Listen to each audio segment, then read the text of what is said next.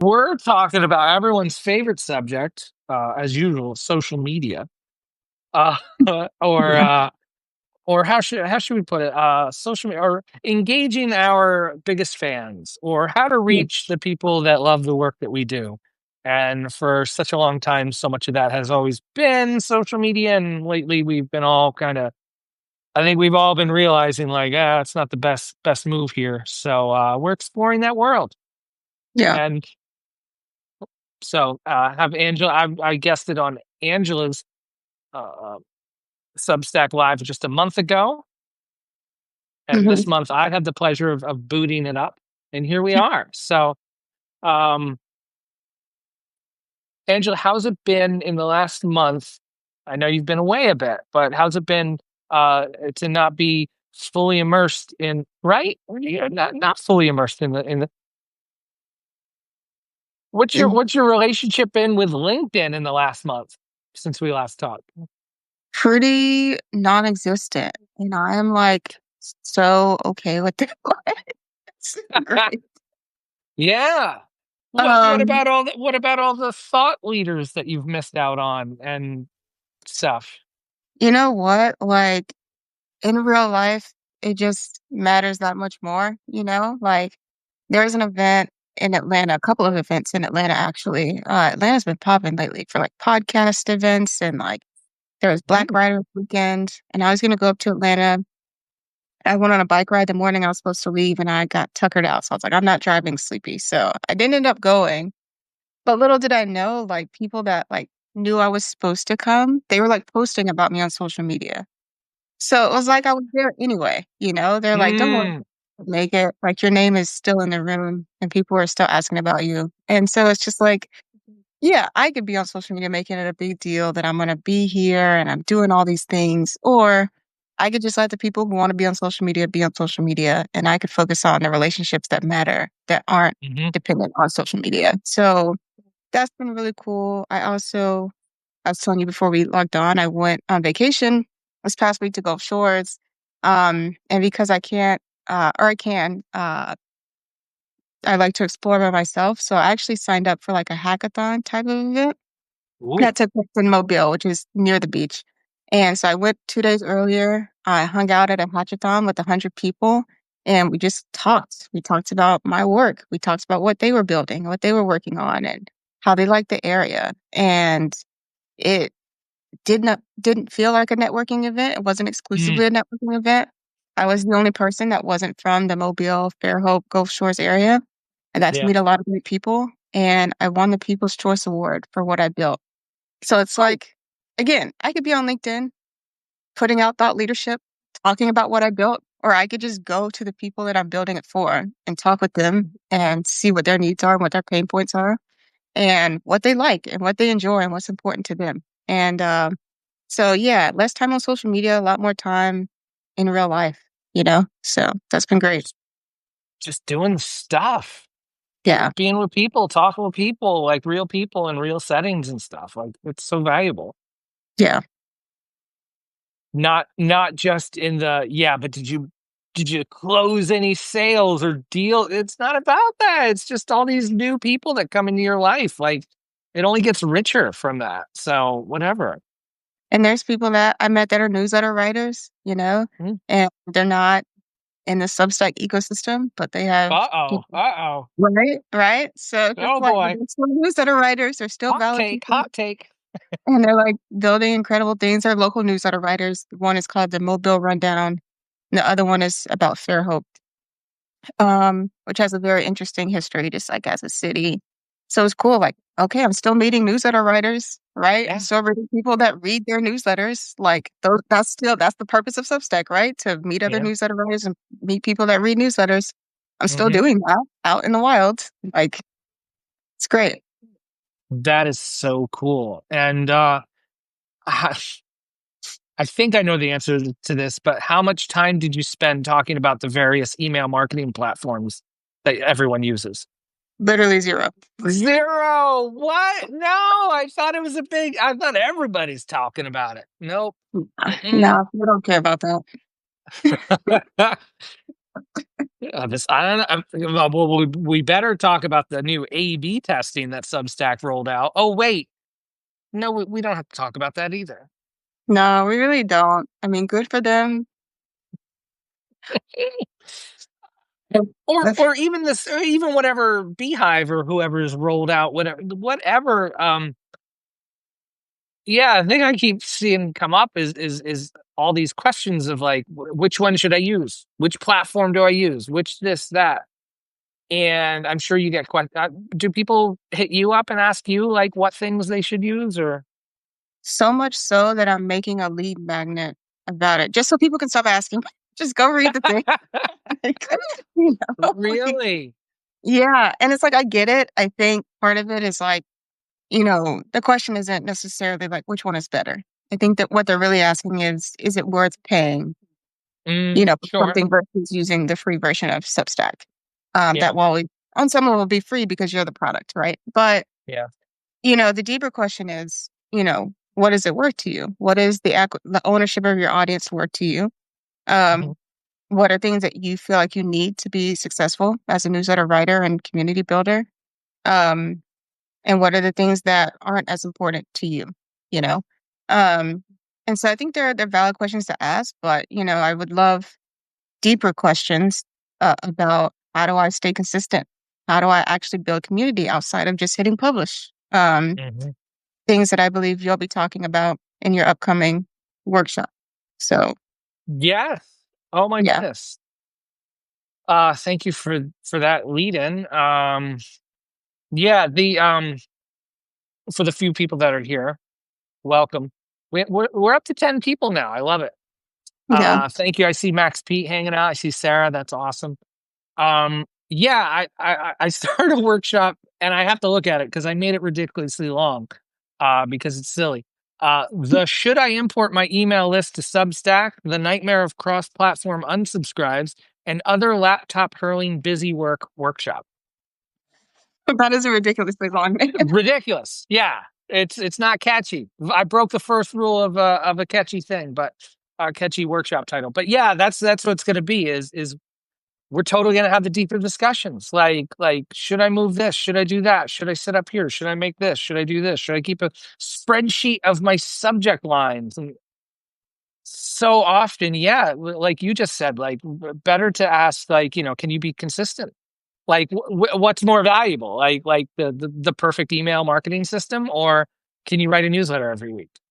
Yeah, Or what's the value that you're putting behind, not even to get away from the value idea, but like, what's the work you're doing and the life you're living that you can just effortlessly pour into a newsletter?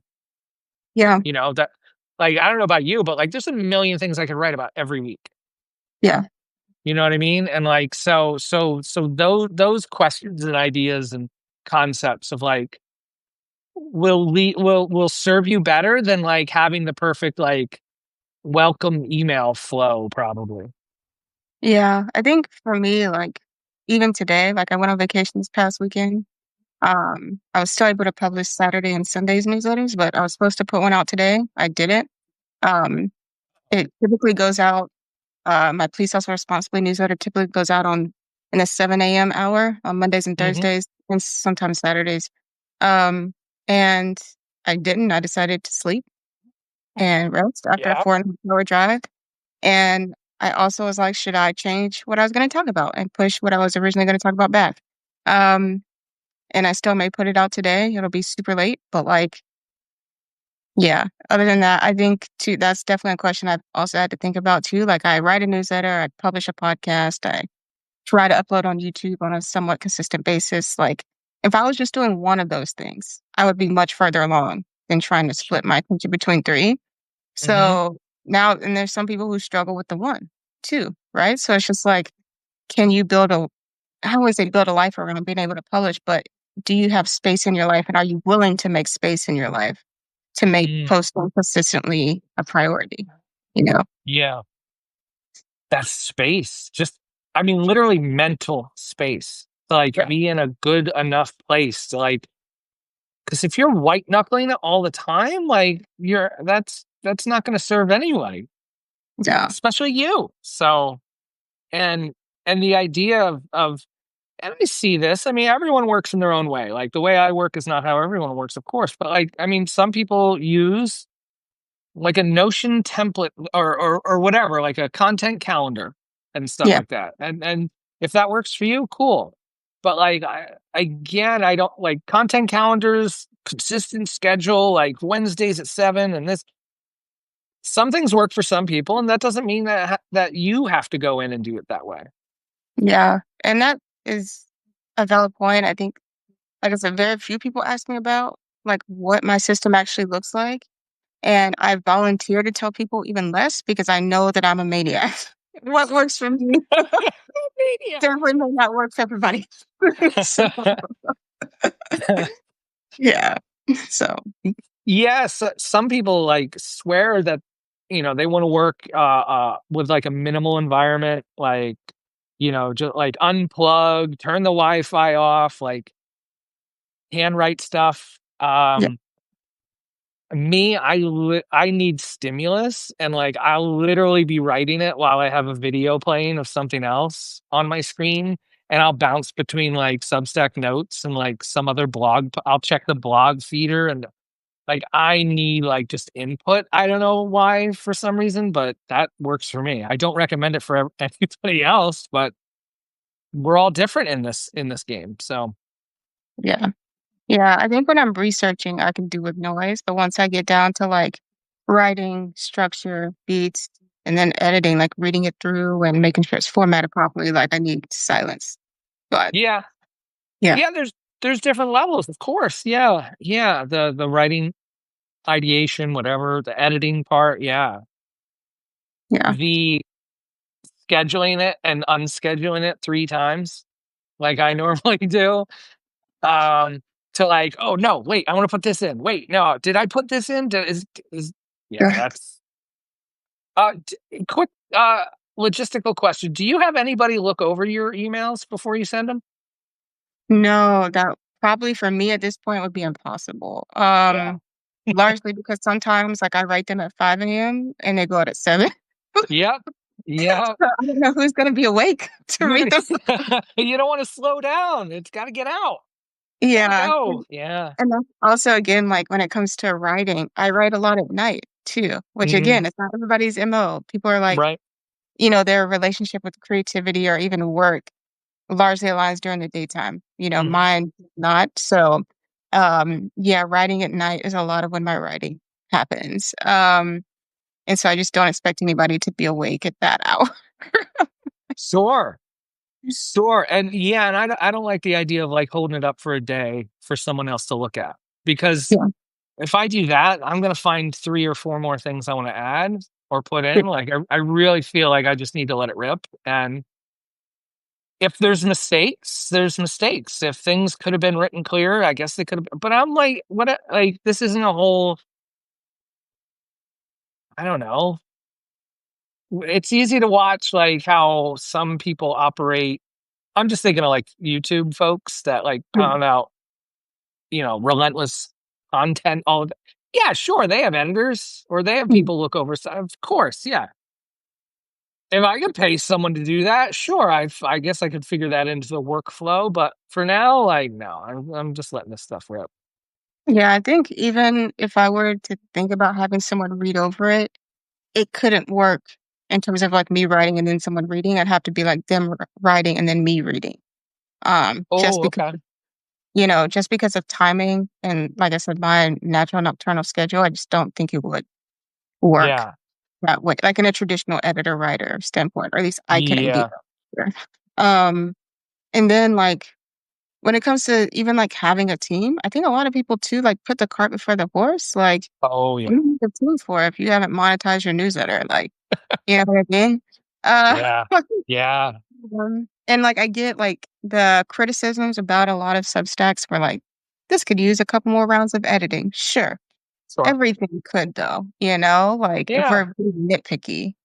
Yeah. Um, but the difference between a 5,000 word expose about Elon Musk and Vogue and the difference in a 3,000 word essay on Substack is Mhm. massive in terms of the upside of one being exponentially better. You know what I mean? Like Yeah. it, I'm not making massively more money if the writing is considered massively better. You know what I mean? Like, Yeah. Yeah.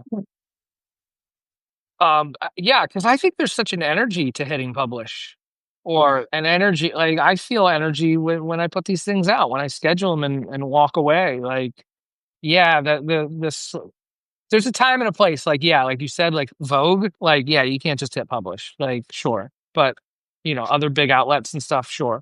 But yeah, I like your idea of cart before the horse. Of like, there are so many tools. And again, this goes to the workshop thing that I'm talking about, is like there's so many tools, so many that we could use in the process, that like so many that we just don't need, or so many that not even just tools, but the variables and the this and that like sometimes we just need to hit send. yeah, yeah. There's actually somebody on Substack Notes. She lives in Durham, and she was like, "Yeah, I've been workshopping this piece for like weeks now, and I'm ready to just hit publish, even though I know it's not perfect. What is your advice on that?" Like, just generally asking people. Yeah. And I was like, "Yeah, just hit publish, bro, and go on to the next one." Like, spending so much time trying to make one thing perfect in what hopefully will be a sea of your body of work is pointless. Oh, I think if you've worked on something, like you said, for weeks, it is likely at a point where you have gotten to where you've conveyed your message, right? Spending another week making it 2% better means nothing to your audience, right? They'll understand no. what you say, get it out there so you can move on to the next thing, right? Like, I think sometimes too, like, and I say this even as a perfectionist, like, I let that go so early as a newsletter writer. Like, why? I'm publishing 2 to 3 times a week. In what world does it make sense for me to try to harp on every single one being perfect? Yeah. It doesn't. I've seen and heard a handful of perfectionists, like, things come up of writers that are just constantly working on something, or afraid to hit publish even for that first one. Yeah. Like I'm just starting out, and I'm really like I'm hesitant to put it out, and it's just like you said, it's just in the sea of the body of your body of work. Yeah. Like, it's not going to make or break it, and it's like an at bats kind of thing. You just need more at bats. You need to get like in the rhythm of just publishing and putting out work, and no, I mean, none of us want to put out garbage, but like I'm sure it's not garbage. It's human. It's Yeah, Mars just said here, sometimes making unfinished content allows you to build in public as well, inspiration for more content. The build in public thing part of it is yeah, I mean, people get to see your growth and your trajectory and how you're making your work. And if you mentioned posting on YouTube, like if you waited until every YouTube video was like some perfect glitzy whatever, like none Sundance of it worthy film. none of us would put out a YouTube video, right? Like, it's not, it doesn't look like this. Like, well, no, of course not. Like, yeah, the perfectionist thing, that's huge. That's huge. Yeah. At the beach last year, actually, when I went to Gulf Shores, is when I got into reading on the beach. Like, I never understood the vibe, but I Mhm. did it. I was like, let me just try. Let me just Huh? try the whole reading at the beach. And I get it. I get it now, guys. If All you're a right, you're reading in. beach You're up. person, I'm sorry I was not familiar with your game. So I brought another book to the beach, and it was ironically Show Your Work by Austin Kleon. Oh And shoot, yeah. and I think Show Your Work was like the original build in public kind of ethos, Okay, right? yeah, yeah. Um, and there's also, I think there's some hesitancy around me reading his like trio of books, The Still Like an Artist, To Show Your Yep, Work, and yeah, that yep, one. And yep. because part of me was like, well, I'm already doing it. Why would I read a book about doing what I'm already doing? Right? Like, that feels weird, right? It feels meta. Like, but it's like I appreciate his writing style. I appreciate how he structured the book. It's like a little square. It's not your traditional kind of like Hmm. rectangular tall book. I appreciate that he kind of puts the 10 on the back, like where people be like, why would you do that? Why would you reveal what's in the book instead of Uh, letting people see it? I think that was a smart tactic. yep. Um, I think also just some of his research into supporting maybe his ethos was Hmm. really interesting. Um, and I think something that I'm again learning to appreciate about reading on the beach, yes, but also reading his books and making me excited to read the others is how much of that he still practices. Like a Mm, lot of his design style is present in like a lot of his printables and lithographs that we see here on Substack that he does quite often. yep. And I think like I can just tell he's someone that is in love with the craft. And his Yeah. books are almost in a way an homage to other people who genuinely are in love with the craft of creating whatever your medium is. Yeah. So I upon reading that book, I just definitely have a newfound respect for him as a person and as a creator. So Yeah. His body of work, his, ocean. yeah. If you go to a site, which is my favorite, it's a blog, you can go back to his first post. He Yeah. has 632 posts. And his first post is from September 9th, 2005. Yeah. Like he's just been writing and writing and posting. And like I'm sure this first post was seen by a lot fewer people than his latest post, Yeah. but it's just putting it out there. Yeah. Yeah. And he There- again, like to your point, like you're always talking about like have your own domain, have your own like he talks about that in the book. He's like Mhm, social media is gonna come and go. You'd like own your name on the internet. Just mhm, put your stuff out there. It doesn't matter who sees it. It's the fact that it's out there and it's always searchable and you own it. yep, And just like the yep, ownership of name and title and reputation and like, when you think yeah, about every positive association that is tied to your name, every ounce of trust, every drop you earned, right? Like you should really own that. And I definitely agree with it. Um, and again, it's why like I'm downloading my archive from LinkedIn. I'm gonna put most of that on my website. I'm gonna cool. put some longer form stuff that I think would be longer than what I would traditionally write in a newsletter, but Yeah, that live on the website. I think that's a better place for it and it'll be a more enjoyable reading experience for people. Um, and again, just owning that, like respect to Beehive, respect to Substack. I'm sure they're never going to intentionally delete my archive, but I think some things should just be again tied to my name, and it's not about the amount of viewers. It's about the home yeah. and the trust associated with just owning that content. Yeah, the big follow-up question I always get whenever I talk about websites is like, yeah, but how do I get people there? How do I get people to my website? And it's like, just fill your website. Just put it up. Like, just build a home on the internet. Fill your cozy little library on the internet with your domain name. Mm. The ownership, the it's like a library. It's you on the internet, and instead of like if you Google somebody and like you just see their social media profiles, what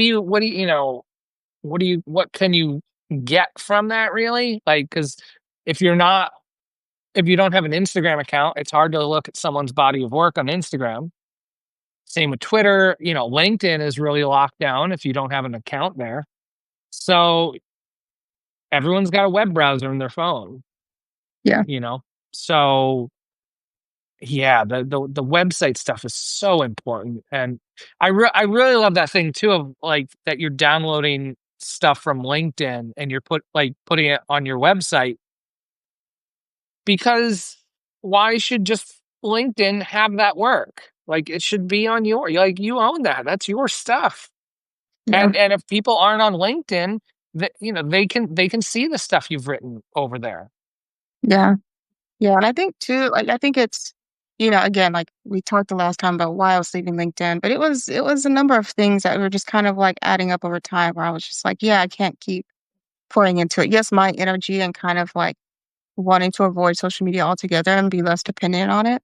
Mhm. Sure. The time that it takes that even to write a short form post could be put to better things. Um, But it was also just a couple of comments, like, again, seeing people in person, they're like, "Oh, are you still using LinkedIn? I haven't seen your post lately." And it's like, maybe it shouldn't be dependent on you logging into an app and an algorithm serving you my stuff. Maybe I should just be able to say, "You wanna see what I'm up to, if you wanna see what I'm thinking about, Oh, subscribe to my newsletter or go to www.angelahollowell.com." it, Everything's yeah. there, you know? So, Yep. yeah, That came up in a couple conversations recently. Last Thursday, I was on a call with a bunch of like record label musician people talking about Spotify and getting away from Spotify. And oh, should you do it? Should you not do it? This and that. And one of the big things that came up was convenience. Convenience of you being on LinkedIn, so these people could find out like what you're up to. Convenience of having all your music on Spotify because, well, that's where everybody is, instead of saying like, no, you can buy it over here on Bandcamp or my own yeah, website. And it came up like of artists, of creative people, of all sorts, just like being afraid of not being everywhere. Like we yeah, have to be everywhere so everyone can find out about us all the time, rather than, no, this is where I am. And if you don't find me, like, well, oh well, I guess. Being fine with that. yeah, It goes back to your way earlier point too of like, if you make great stuff, maybe other people will talk about it on social media for you. yeah, If you earn that trust, if you make that work, other people can talk about you instead of you being on those platforms. yeah. I think, like, low key, I'm testing out a new theory of, like, influencer marketing. Like, you know what I mean? Like, what is it worth to me to keep posting versus, like, giving people things to post about me or things that I've Ooh. done? Mhm. And I don't know, like, again, obviously, I'm still spending time in person, and I think that's paying dividends. I'm still again, like, I could have wrote some slop last night just to say that I published today, but Mhm. and I still may publish today, but whatever goes out, I stand by, like, I stand by the quality of that. I stand by the Right. consistency of that. Um, and I think that, ultimately, that's what I'm optimizing for is shareable stuff, right? And Mhm. to not necessarily, like, hijack other people's social media. It's not like I'm trying to pitch to somebody who has 100,000 followers that I don't know, like, "Hey, can you post about Sure. me?" Like, it's nothing like that. Sure. But, it is saying, like, how can I continue to have my name in the conversation even when I'm not there? And I think Mm. that is interesting. Um, how do we leverage other people's networks? Because again, even though we're not on social media, it doesn't mean everybody's gonna stop using social media tomorrow. It's just Right. never gonna happen. There are still people on Twitter as evidence of this conversation. You know what I mean? Like, Yeah, there are, I guess. so, nobody's gonna 100% leave, and that's okay. And I think you can still be relevant in the social space without being on every platform. And I think Mhm. that we're like, again, it's maybe early, or maybe people are just in denial because they have gotten so used to leaning on social media for news and Mhm. updates about what their friends are doing, and their favorite creators even. But I Yeah. think we're kind of like slowly starting to get to a place where people are realizing like social media, like anything else, is just something that is. It's just a tool. Mhm. And people have been building empires long before social media came. Oh, Will it be a tool that lasts for years? On some form, maybe. Of course, sure. But will there also be things that are just evergreen and going to continue to feed the social media zeitgeist? Like, social media isn't about social media. Social media is about what's happening in the world and people creating for those platforms. So I think people are now understanding what the currency is. And the currency is not the social media following. The currency is what's being put on social media that makes people want to use the platform. mm, Uh, so as long as you're making email a destination, YouTube a destination, your podcast a destination, that's where people are going to want to be, mhm. right? So it's like, where are you making places where people want to be? Point blank, Ooh, period. You know, you're memberful, you know, yeah, a community, somebody's circle community, somebody's Discord. Like, are you making it a place where people want to be? And yep. that's just the reality. Wow. Yeah. the website discussion, how do I get people to my website? Well, make a website that people want to go to. Yeah. We've got so great at piling our little throwaway bits and ideas onto social media. But and then everything was aggregated there, so everybody could go there and see everybody's thing. LinkedIn, rather than building up our own platform, building up our own thoughts and like our own, dare I say, brand, but just like, here's where my stuff is. Like one that I could remember for sure is Daring Fireball, John Gruber, Mac nerd guy. I started using Apple computers in 2003, and I've been reading that guy. I think he started the site in 2004, maybe three, something forever ago. Yep. I'll type that site in all the time. DAR, Google Chrome fills it in, Daring Fireball. I'll go to the site. I don't follow doesn't have a newsletter. But it's just like if anything happens in the Apple world, or not even the Apple world, he writes about all sorts of stuff. Like, I'm gonna go to that website, like, because I know, like, I like what that guy talks about and writes about and what he stands for. Okay, yeah, now do that. Yeah. That's hard as shit, but like, Yeah. sorry. like, yeah, playing Madison Square Garden's hard as heck too. Like, I don't know. What do you want me to do? Like, you got to get good or what? Like, there's just so much about all of this is being good at what you do, or having thoughts worth reading, or building trust that people can believe. Like, I know if I type in this person's website into my browser, I'll go there and there'll be something there worth Yeah. reading. Yeah. I know when their email shows up, I better open it because it's probably a banger. Yeah. I think like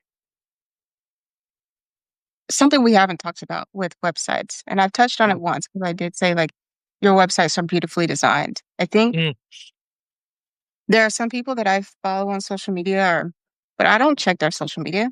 But I think of them and I think of their mm, work. I immediately think of their website, and I always go to their website. Dan Petty is probably my Darian. Like I go to Dan Petty's okay. website all the time. So Yeah. good, so good. Dan Mall, another incredible designer, and has a great newsletter. So good. And I think part of me has always wanted to have a great website. And that's something got complimented on early on when I was a freelancer. When people go to my website, they be like, oh, I love it. Right. Mm-hmm. Because again, like you're making the experience for people. And Mm, even when I was making the website for the Hatchathon that I just did, um, I was like, okay, yes, I want to make it functional, but I also want to make it an experience, right? And a lot of people just got to the functional part. They're just like, how does it work? They're not mm-hmm. thinking about how do I make it pretty? How do I guide people? How do I make it memorable, experience, Mhm. all those types of things. And I think people who are not web designers, which I'm not, let's be clear. I know how to talk to a computer. I know how to draw on pencil. I wish I had my original design. Um, this is kind of how they started, just like Yeah. pencil and paper, just like what's going to go on there. What are the sections I want to include? What does the footer look like? Wow. Yeah. Mhm. Yeah, but I don't expect, I'm not an artist. This is the actual homepage design that ended up being the thing. But yeah, so like I know how to do that. And then I know how to talk to a computer to make it happen. Right. Mm-hmm. Um, does it take more time to create a website than to set up a social media profile? Yes. Mm-hmm. Do the results pay dividends? Also, yes. And I think people don't want to put in the effort to make a website that feels like them, right? Mm. Like Substack, cool. They added a profile picture. Now everybody can have a profile picture, but now That, everybody's Substack profile still looks the same, right? yeah. Mm-hmm. On some of it was still like formatted the same. Like, Mm-hmm. what can you do to make your home on the internet stand out? Just even 2%. I think there was a time where like, you know, website templates were really popular. Oh yeah. Your Ghost, your Framer, your Webflow, your whatever, fill in the blank, WordPress. And we've gotten away from understanding that like people have done a lot of work for you to just pick one you like, change the colors, change the copy, Mhm. Just get started, right? You don't have to be able to do this to make something beautiful that feels like you, Right. right? And it's like, just put in 2% more effort. 2%. That's all I'm asking. And like, Mhm. make something memorable.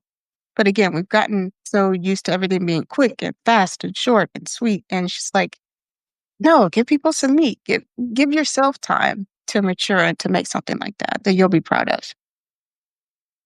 Yeah, you're 2%. Like, you don't have to outrun a bear, you just have to outrun your friends.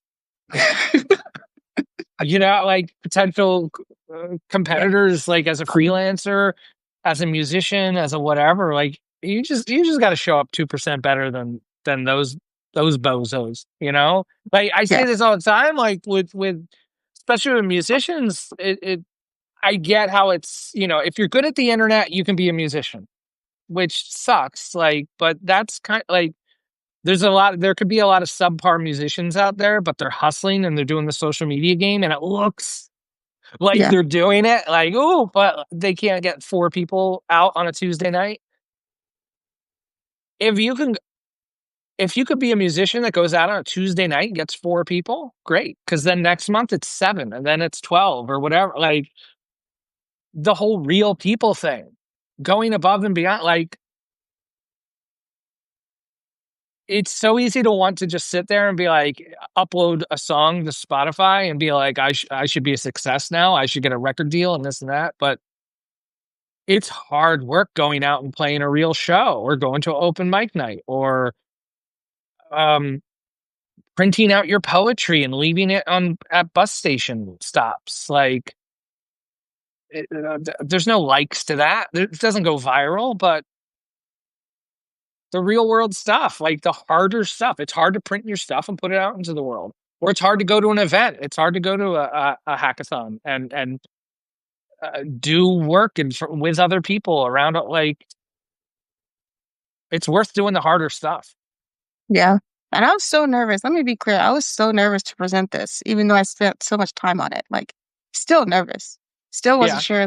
And they emailed us like the day before. They're like, we have 160 signups. And I was like, shit, 160 Mhm. people. Yeah. Me being amateur, you know? But so what? Yeah. That's Yeah. 160 people I probably wouldn't have touched otherwise, you Mhm. know? And it's funny too, like, 160 compared to, like, "Wait, no, I need to go viral." It's just 160 people, but, like, 160 people is a great number of people. Uh, the Zoom calls I do with my membership on Social Media Escape Club, and someone left a comment, earlier today on one of my things, like, "Oh, I'm so" they've done work hosting, like, groups before, and they're like, I'm so, like, petrified, I'm so scared to, like, start doing them again online, and only 2 people show up." And I was like, "Guess what? Like, I've been doing my Zoom call since 2023 with Social Media Escape Club. 2 people showed up this morning on my one call. It was a great time. It was great. Yeah. Like, we had a great conversation. It was wonderful, and, like, 2 people's enough. 100 and whatever 160 people is enough, like, or, like, and to that, like, I think that fear is so required in a lot of this because, like, it's tension. It's part of the story. Yeah. As Seth Godin would put it, "This might not work." Like, and maybe it's better maybe it's good to just do more things where we can say, like, "This might not work." Yeah. Yeah. I think you have to be okay with things not working, right? Mhm, Because I think if you went into things and being like, I'm going to try this thing, this might not work. You would say, well, what if I could try multiple things and stack the mhm. odds? You know what I mean? Which is Yeah, essentially what we're talking about. We're not saying, well, we are kind of saying don't rely on social media because you shouldn't. But it's mhm, also saying, like, let's say you put in, I don't know, 6 months of posting daily on social media. You go into it thinking, this might not work. You would try mhm. other things to try to make sure at least one of those things, at least were moderately successful, right? Right, Like, yeah. and I don't think people go into social media with like, this might not work or media might end tomorrow. I think they go into it thinking, but what if I go viral? What if? Oh. Mhm, What if, mhm. right? Instead of I saw someone else did, yeah, yeah, yeah, instead of yeah, like, well, what if I tried a lot of things and just mhm, saw it work for me and for my audience? yeah.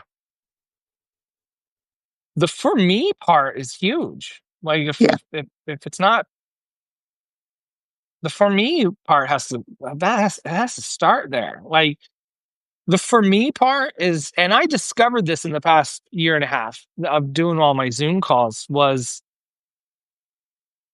to, like I found a thing I really enjoy doing, and it gives me energy and it gives me life, and that's hosting these Zoom calls to where I do 4 of them a week now. And Oh, wow. it's like, "Seth, time out. What the hell are you doing 4 a week for?" Because I love doing them. I love them. So I just do them. And like I said, like 2 people showed up today. That's fine. It's great. Fine, cool, whatever. To love the thing that you do, like, to write the thing that you wanna write or make the music you wanna make is just like, if 2 people listen to this week, that's fine. I'm gonna do this anyway. If you put up the podcast and only 5 people download it, I don't care. I'm gonna make this anyway. Like, Yeah. doing that so much for yourself that, like, you're just driven to do it, not for if you wanna try to build it and make it into this thing, this business or what, like, sure, fine, there's tactics and strategies and all that, but, like, you better be sure that, like, you freaking love putting it out there. Like, my Mm, Zoom thing right now, it goes back to and I never watched this show, but of course I've seen the video, because I look at YouTube every now and again, but the scene, it's from Ozark, I think, where that woman is like, "If you wanna stop me, you're gonna have to kill me." mm, Kind of a thing, I mean, I don't want anyone to kill me, but I don't wanna die for Social Media Escape Club. But, like, look, I'm gonna write about this no matter what, like, I'm just gonna do it. It's on my mm, website, go. Like, if you want it, it's there. If not, I don't care, like, I'm gonna keep posting, and, like, I think that's core in a lot of, like, what we try to make and put out into the world. yeah. In Austin Kleon's book, Show Your Work, he also talks about that, like, just really loving it, and Mhm. I'm like, "Thank God that I'm not the only person that's, like, hippy-dippy about that." And it's like, "Dude, you gotta love it, man," because, like, I think it happens more with YouTubers publicly, but Mhm, with podcasters and newsletter writers silently, like, where people will just get burnt out because at some point, they stopped making videos that they love, and they started mm, making videos that they felt would make money, yeah. and they got burnt out by it. And for Mhm, newsletters, it's like, people start because maybe they really like the topic, maybe they really enjoy it, and they feel like other people might like it, and they wanna have a space where they can write a little bit longer and it's not gonna get lost in the algorithm. But mhm, eventually, they stop because either they didn't think about how much time it would take, they didn't think soon enough about monetization if they wanted to make money from it, um, all those sorts of things, right? mhm, They didn't think about how to grow it maybe to, or what does growth look like? What does happiness look like for me with this newsletter? Do I yeah. need 100,000 newsletter subscribers to be happy? Do I Mhm, need, you know, 80% open rate to be happy? What does happiness look like for me with this project?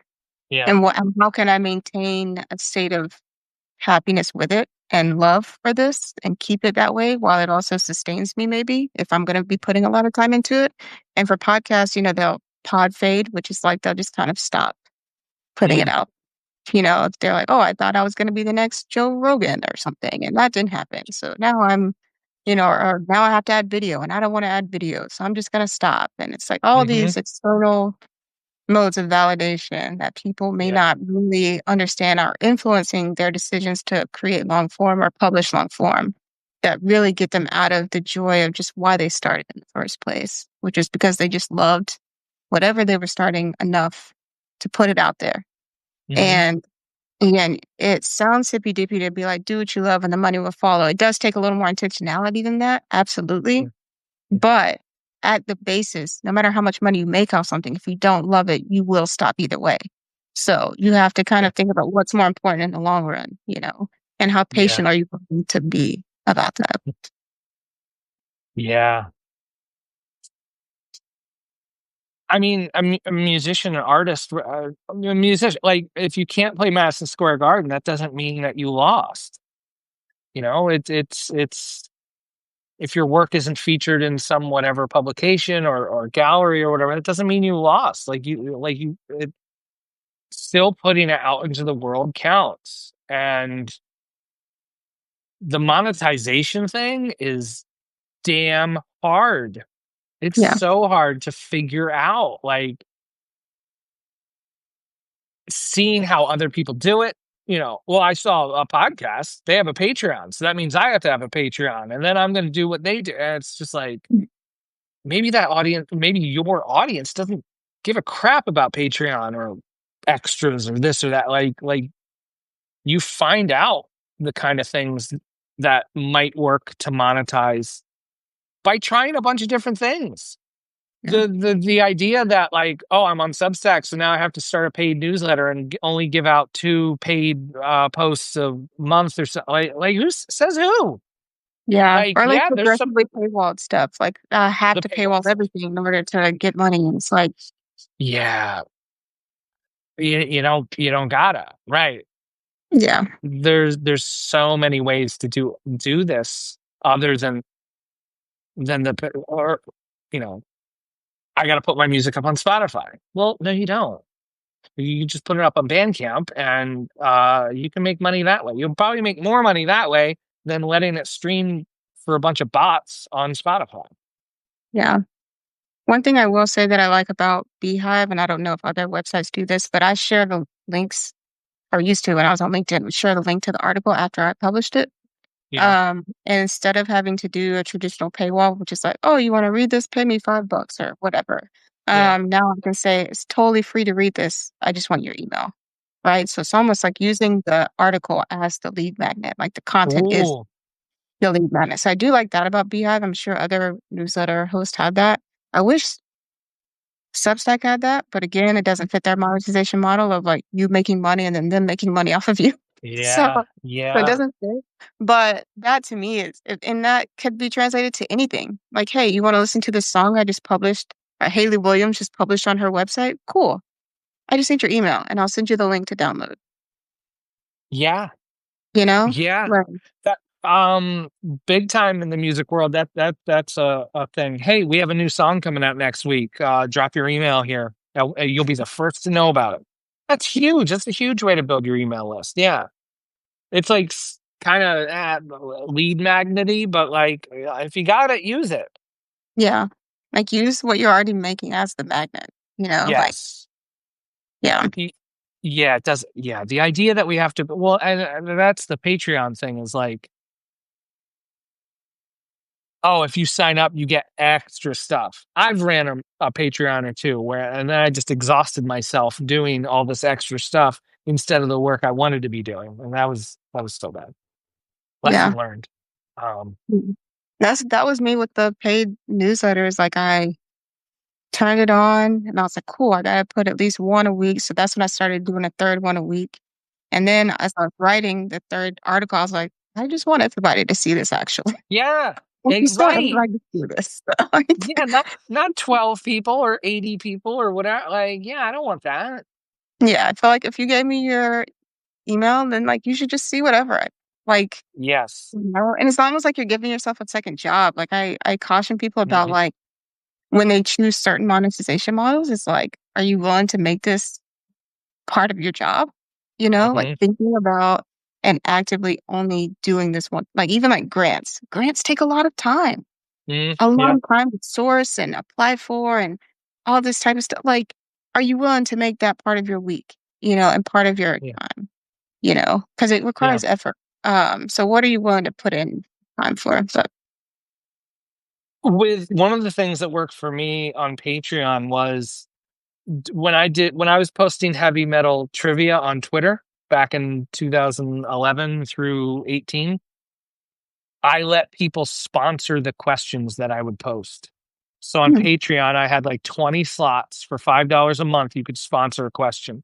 And that meant when I posted a question on like a Tuesday, it would have their Twitter handle on it. Hmm. This one's sponsored by so and so. So there were a couple publications, a couple bands and stuff like that that would sponsor a question. That way they would be seen whenever I put out my questions. Mhm. I was going to put the question out anyway. You know what I mean? And so like I didn't give myself another job. I didn't like Hmm. create another like task. It was like this is going up anyway. You can just tag along and I can put that there. That worked out really well. But yeah, to think of how you can monetize in ways that just like kind of complement what you're already doing instead of like you said, creating your giving yourself another job. Yeah. Yeah. Oh man. I know we're almost close to an hour. I can't see the chat, so I don't know if people are commenting or what's going on. That we haven't had many in the chat, although Michelle Jackson has said the content ripple effect, the good content ripple effect, Mhm. and also said I love having my own websites. Let's put S Mm. in parentheses to have multiple websites. I have two websites, Yeah. three I guess with my music stuff. Yeah, so Yeah. so much. Websites are so fun. Yeah. As we close up here, what do you got coming up? What are you working on? Today I'm actually gonna be working on some lead magnets, some PDFs, Cool. finishing these up. Shouldn't take me long. Gonna be editing some photos from the trip. So Mm, that should be fun. Editing some photos for the trip too. I have like an everyday camera. So I kind of wanna oh, cool. it's very cute.